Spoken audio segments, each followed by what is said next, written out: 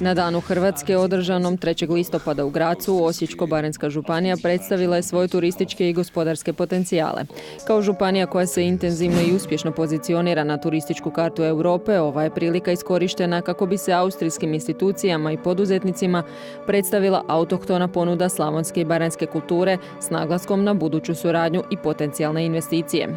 Na manifestaciji koju je organizirala Hrvatsko-austrijska gospodarska komora, a pod pokroviteljstvom Ministarstva turizma Republike Hrvatske, župan Osječko-baranjske županije Ivan Anušić predstavio je gospodarske resurse i turističke potencijale kojima županija raspolaže. Mnogi poslovni ljudi iz Austrije godinama su partneri županije, a ovom prigodom stvorio se novi iskorak u gospodarskoj suradnji.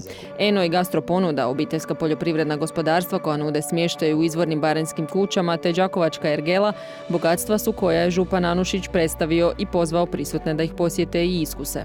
Kad govorim o infrastrukturi, govorim o predispozicijama da Osječko-baranjska županija postane vodeća kontinentalna destinacija turizma, kontinentalnog turizma, da Osječko-baranjska županija postane ono što treba postati, a to je vodeća politička organizacija u smislu i gospodarstva, i turizma, i kulture, i sporta, znanosti, svega onoga što na istoku Hrvatske u ovom trenutku svi zajedno sa Vladom Republike Hrvatske pokušavamo napraviti.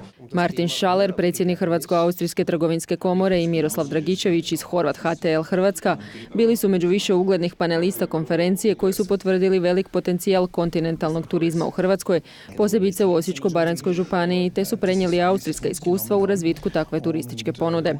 Martin Schaller je iskazao zadovoljstvo o napretku i suradnji Hrvatske i austrijske komore te najavio potencijalne investicije koje dolaze iz Austrije.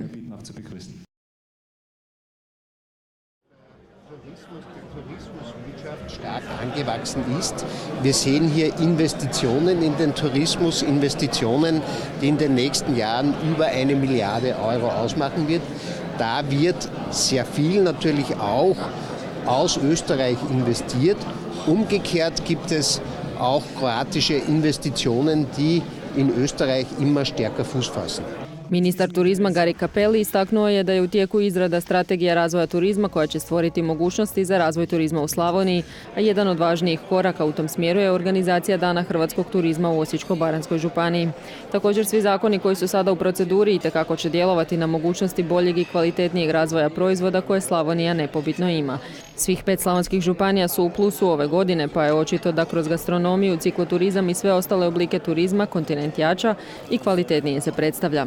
Ministarstvo zajedno naravno sa drugim ministarstvima i Agencijom za investicije mora koordinirati sve ono što se tiče turističkih investicija i ulaganja.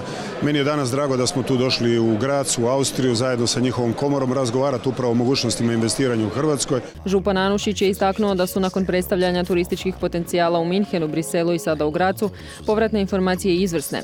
Ljudi kojima predstavljamo našu destinaciju izuzetno pozitivno reagiraju. Mi smo praktički novo otkrivena destinacija, a gosti koji nas posjete odlaze s punim dojmovima. Imamo predispozicije postati vodeća kontinentalna destinacija turizma, a pritom zasigurno puno toga možemo naučiti upravo od Austrije kroz njihov primjer celogodišnjeg turizma.